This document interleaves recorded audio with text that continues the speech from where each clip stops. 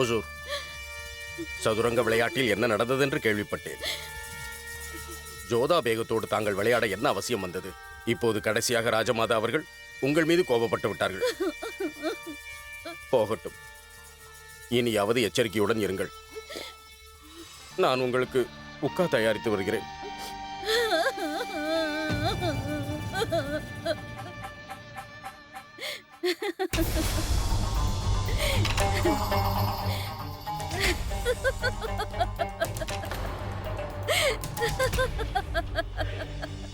ஹோஷியார், உன்னால் என்னை புரிந்து கொள்ள முடியாது. ருக்கையா சுல்தான் தன்னுடைய கண்ணீரை வீணாக்கவே மாட்டாள். அப்படியே வீணடித்தாலும் அது போலியாகத்தான் இருக்கும். இது என்னுடைய விளையாட்டு ஹோஷியார். நான் வேண்டுமென்றேதான் ஜோதா பேகத்திற்காக அங்கு பரிந்து பேசினேன். ஆனால் அவர்கள் என்ன நினைப்பார்கள் என்றால் நானும் அவர்கள் பக்கம்தான் என்று. ஆனால் மறுபக்கம் பார்த்தால் ஜோதா பேகத்தை அத்தை அவர்களின் கோபத்திற்கு ஆளாக்கி விட்டேன் அல்லவா? இனி அடுத்து என்ன நடக்கப் போகிறது என்று பார். நான் மெல்ல மெல்ல மகாராணி அவர்களின் மனதில் ஜோதா பேகத்தின் மீதான கோபத்தை அதிகப்படுத்தி விடுவேன். இந்த நெருப்பை நான் அணைய விட மாட்டேன். அந்த தீயை மேலும் அதிகப்படுத்தி விடுவேன். பிறகு ராஜமாதாவிற்கும் மகாராணி அவர்களுக்கும் நிரந்தர இடைவெளியை ஏற்படுத்தி விடுவேன். ஜோதா பேகம் என்ன செய்தாலும் அந்த இடைவெளியை நிரப்பவே முடியாது. இப்பொழுது எனது பிரியமான அத்தை மட்டும்தான் ஜோதா பேகத்தின் மீது கோபமாக இருக்கிறார். ஆனால் ஒன்று ஒன்றாக செய்து ஜோதா பேகத்தின் மீது இங்குள்ள அனைவருக்கும் அதிருப்தியை ஏற்படுத்தி விடுவேன். அதன் பிறகு ஜோதா பேகம் இந்த அரண்மனையை விட்டு வெளியே சென்றே ஆக வேண்டும்.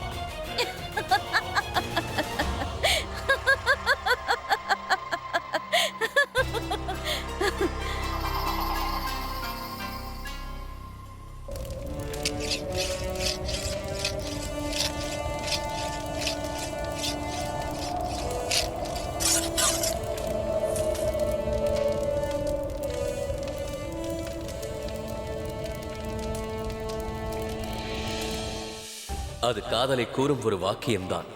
என்று உனக்கு யார் மீதாவது காதல் ஏற்படுகிறதோ அன்று நான் இதை உனக்கு கற்றுத்தருகிறேன்.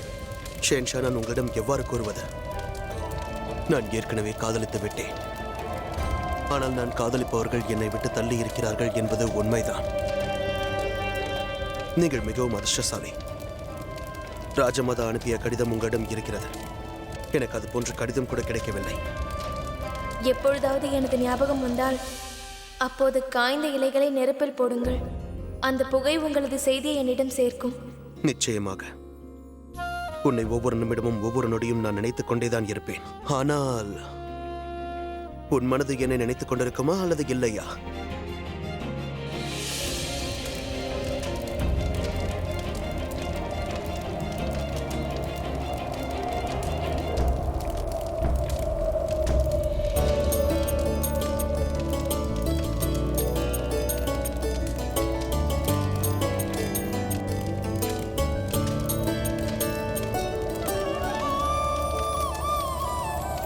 ஹேய் காற்றே, நீ சென்று அனார்கலியிடம் கூறு. நான் அவளை எவ்வளவு நேசிக்கிறேன் என்றால் என் வாழ்க்கையில் அவளை நினைக்காத ஒரு நொடி கூட இல்லை என்று கூறு. அவளிடம் சென்று மறக்காமல் ஒரு விஷயத்தை கூறு. நான் அவளை எந்த அளவிற்கு காதலிக்கிறேன் என்றால் அவள் இங்கே இல்லாவிட்டாலும் அவள் என்னோடு இருப்பது போல் நான் உணர்கிறேன்.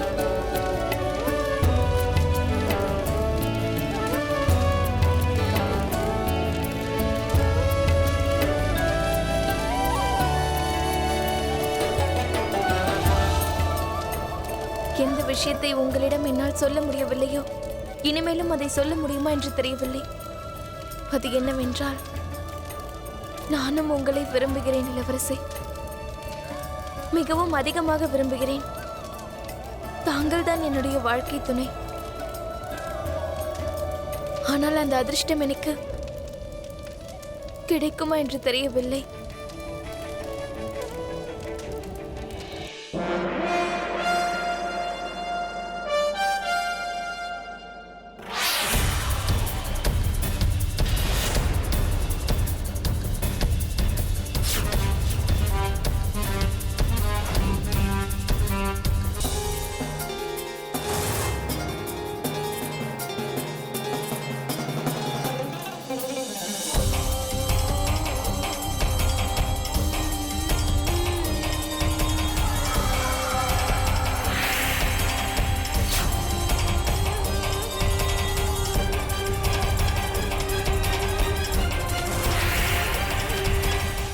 நான் உனக்கு இறுதியாக ஒரு வாய்ப்பு அளிக்கிறேன். உனது ஆயுதங்களை கீழே போட்டுவிட்டு ஷா ஈரானுக்கு எதிராக எங்களோடு சேர்ந்து போரிடு. இந்த வார்த்தையை இந்துஸ்தானின் பாட்ஷாவா கூறுவது அல்லது ஒரு சாதாரண சிப்பாயா? முரட்டுத்தனமான சிப்பாய் யாருக்கும் வாய்ப்பு அளிக்க மாட்டான். ஏனென்றால் அவனிடம் இதயமே இருக்காது. ஆனால் நான் உனக்கு வாய்ப்பு அளிக்கலாம் என்று நினைத்தேன். நீ யுத்தம் புரிவதற்கு இந்த அளவிற்கு ஆர்வமாக இருந்தால் நான் உனக்கு காட்டுகிறேன் ஷா இந்துஸ்தானின் சக்தி என்னவென்பதை. வீரர்களே, நினைவில் வைத்துக் கொள்ளுங்கள், இது சாம்ராஜ்யத்தை அடைவதற்காக அல்ல, லட்சியத்திற்காக நடக்கும் போராட்டம். இந்த யுத்தம் நாம் நம் உரிமைகளை காப்பதற்காக நடத்தப்படும் யுத்தம். இது சுதந்திர போராட்டம், சுதந்திர எண்ணத்திற்கு, சுதந்திர உரிமைக்கு. தாக்குங்கள்.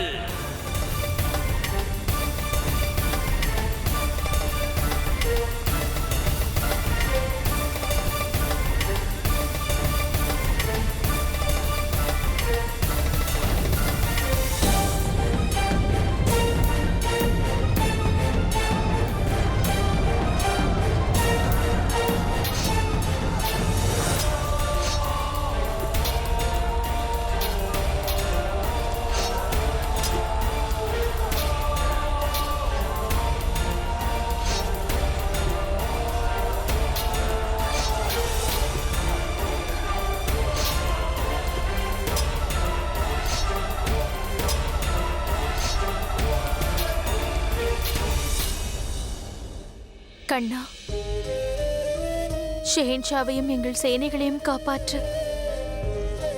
கருணை காட்ட எல்லோரும் நலமாக ஆக்ராவிற்கு திரும்ப வேண்டும்.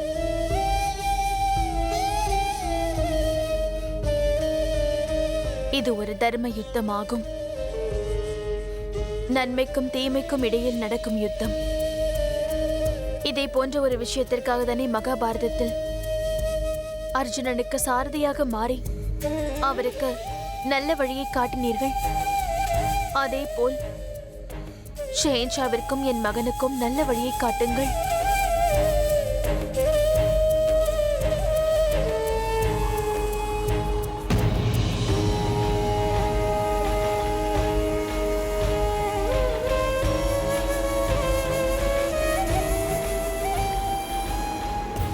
மோதி, மோதி சீக்கிரம் வா. மோதி சீக்கிரம் ஜன்னல் கதவுகளை சாத்து. காற்று பலமாக வீசுகிறது. சரி.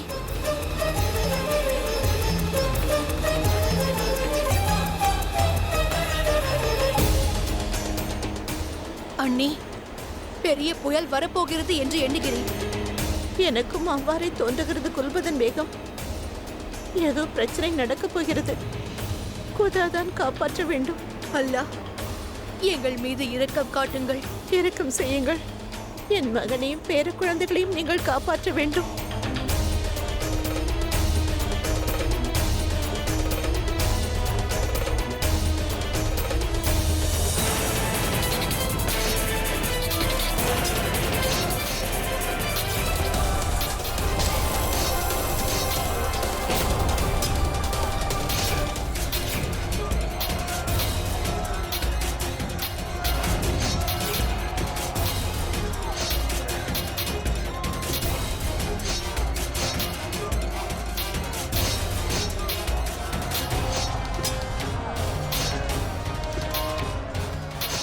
ஷெஹன்ஷா,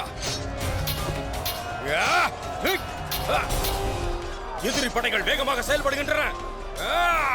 என்ன நடந்தாலும் சரி, நாம் சிறிதும் தடுமாறக்கூடாது.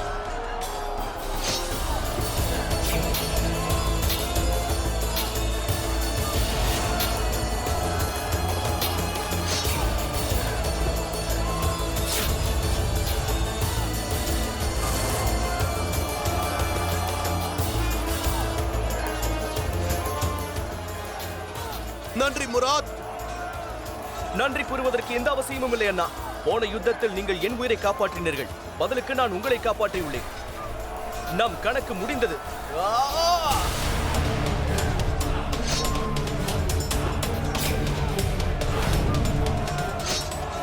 ராஜா மான்சே, எதற்காக நான் என் மகன்களை யுத்தத்திற்கு அழைத்து வந்தேனோ என்னுடைய அந்த லட்சியமும் நிறைவேறும் போல் இருக்கிறது. எதிரிகள் அவர்களை தாக்க வரும்போது அவர்கள் ஒருவருக்கொருவர் உதவி செய்கிறார்கள். அவர்கள் இருவரும் மீண்டும் ஒன்றாகி விடுவார்கள். கடவுளின் அருளால் உங்கள் கனவு நிச்சயம் நிறைவேறும்.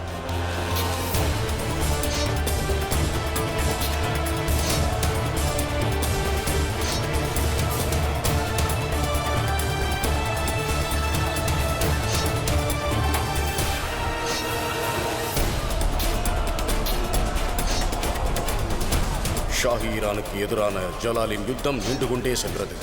அங்கே அமிதா மிகவும் கவலையோடு இருந்தார். இதற்கு ஏதேனும் வழி கண்டுபிடிக்க ஆவலோடு இருந்தார். யுத்தத்தை எவ்வாறேனும் நிறுத்தி ஷாஹீரானுடன் இருக்கும் உறவையும் காப்பாற்றிக் கொள்ள எண்ணினார். அந்த வகையில் ஷாஹீரானின் தூதர்கள் அமிதா பானுவை சந்திக்க வந்தனர். இந்த யுத்தத்தை நிறுத்துவதற்கு வேறு வழியே இல்லையா? அந்த வழியை நான் தங்களிடம் முன்பே கூறிவிட்டேன் மகாராணி. ஆனால் இதில் வருத்தம் என்னவென்றால் தங்களால் அந்த வழியை பின்பற்ற இயலவில்லை. தங்களால் ஜோதா பேகத்தை முஸ்லிம் மதத்திற்கு மாற்ற இயலவில்லை. நாங்களும் யுத்தத்தை விரும்பவில்லைதான். ஷாஹீரான் எந்த அளவிற்கு பொறுமையானவர் என்பது தங்களுக்கே நன்றாக தெரியும். ஹிந்துஸ்தானின் ஷாயன்ஷா போரை அறிவித்து விட்டார். ஷாஹீரான் எவ்வாறு பின்வாங்குவார்? ஆனால் இந்த யுத்தத்தால் பெரும் இழப்பு ஏற்படும். ஆயிரக்கணக்கானோர் மாண்டு விடுவார்கள். ஏகப்பட்ட பொருள் சேதம் ஏற்படும். பல வருடங்களின் நட்பு இப்பொழுது உடைந்து போய்விடும். ஆனால் இந்த யுத்தத்தை ஆரம்பித்தது உங்கள் மகன்தான் உசூர். ஷெகன்ஷா தான் யுத்தத்தை அறிவித்தார். எனக்கு தெரியும். ஆனால் ஷெகன்ஷாவுக்கு என்னால் புரிய வைக்க முடியவில்லை. தங்களால் தங்களது மருமகள் ஜோதாவிற்கு கூட புரிய வைக்க இயலாதா? தங்களால் அவரை இஸ்லாம் மதத்திற்கு மாற்ற இயலுமா?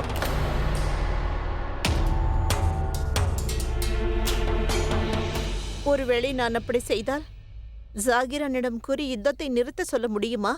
நாங்கள் நிச்சயம் முயற்சிப்போம். நாங்கள் முயற்சி செய்தாலும் ஜோதா பேகம் மனதால் இஸ்லாமை ஏற்றுக்கொண்டே ஆக வேண்டும். ஷாஹிரான் அவர்களுக்கு இந்துஸ்தான் மகாராணியின் ஆதாப்.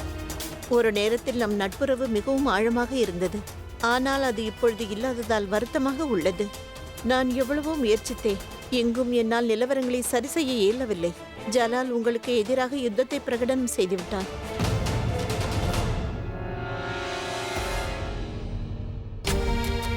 இப்பொழுதும் முயற்சி செய்கிறேன். எப்படி யுத்தத்தை நிறுத்துவது என்றும் நம் உறவை காப்பாற்றிக் கொள்வது எப்படி என்றும். தங்கள் நட்புறவை எதிர்நோக்கும் பேகம் அமிதா பானு, மகாராணி, முகலாய சாம்ராஜ்யம். இது பெரிய பிரச்சனைதான். ஆனால் அத்தை அவர்களை எவ்வாறு தடுக்க முடியும்? அவர் மகாராணி ஆவார். ஆனால் நீங்கள் மல்லிகா ஹிந்த், உங்களால் மட்டுமே அவர்களை தடுக்க முடியும். ஆனால் எப்படி? ஒரு வழி இருக்கிறது மல்லிகா ஹிந்த்.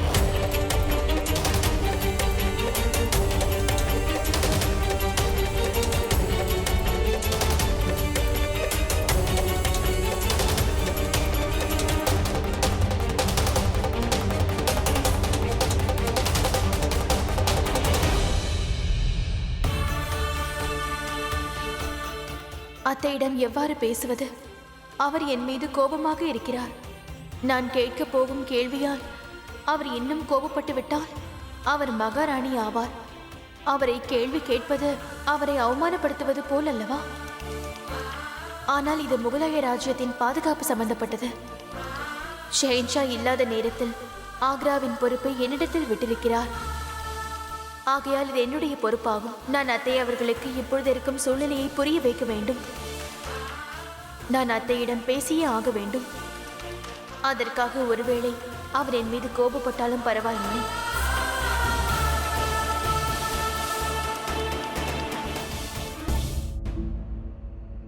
மகாராணி அவர்களுக்கு வெற்றி உண்டாகட்டும். ஜோதா பேகம் உங்களை சந்திக்க விரும்புகிறார். நான் யாரையும் சந்திக்க விரும்பவில்லை.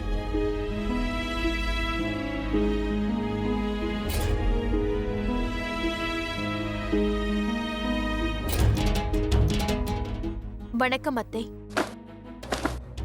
உனக்கு சொன்னது கேட்கவில்லையா? நான் யாரையும் சந்திக்க விரும்பவில்லை. அத்தை அவர்களே, இந்த விஷயம் முகலாய ராஜ்யத்தை பற்றியது.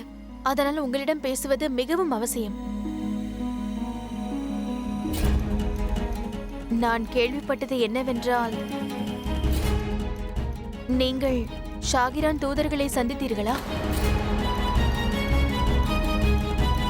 இப்பொழுது நீ என்னை உளவு பார்க்க ஆரம்பித்து விட்டாயா? நான் யாரையும் சந்திக்க கூடாது என்று நினைக்கிறாயா? அவரெல்லாம் எதுவும் இல்லை அத்தை. உங்களுக்கு தெரியும் அல்லவா? அதாவது ஷெஹன்ஷா ஷாகிரானுக்கு எதிராக யுத்தம் செய்கிறார். இப்பொழுது அவர் நம்முடைய எதிரியாவார். இந்த சமயத்தில் அவரை சந்திப்பதோ இல்லை அவருக்கு ஏதாவது செய்தி அனுப்புவதோ கடிதம் அனுப்புவதோ யுத்தத்தை நிறுத்தும்படி அவருக்கு செய்தி அனுப்பி வைப்பதோ இது யுத்த நீதியே அல்ல. இந்த கேள்வியை கேட்பது மல்லிகா ஹிந்துவா இல்லை ஜோதா பேகமா? அத்தை அவர்களே, இந்த கேள்வியை உங்கள் மகள் உங்களிடம் கேட்கிறாள். மகளா? இனி உன்னை என் மகள் என்று கூறாதே ஜோதா பேகம். மகள் என்றும் தன் தாயை அவமானப்பட விரும்ப மாட்டாள். தன் தாயின் கட்டளையை நிறைவேற்றுவாள். இப்பொழுது உன் கேள்விக்கு நான் பதில் சொல்ல விரும்பவில்லை. புரிந்து கொள்ள முயற்சி செய்யுங்கள் அத்தை. நீங்கள் செய்வது ராஜ நீதிக்கு எதிரான ஒன்று. எனக்கு எல்லாம் தெரியும் ஜோதா பேகம். நான் மகாராணியாவே. நான் யார் யாரையெல்லாம் சந்தித்து பேசுகிறேன் என்பதை மருமகளிடம் கூற வேண்டிய அவசியமில்லை. ஒருவேளை நீ மல்லிகா ஹிந்துவாக இருந்து என்னிடம் இந்த கேள்வியை கேட்டாய் என்றால் உனக்கு நான் பதில் அளிக்கிறேன். ஆனால் இங்கு இல்லை, தர்பாரில் கூறுகிறேன், அனைவருக்கும் முன்பாக.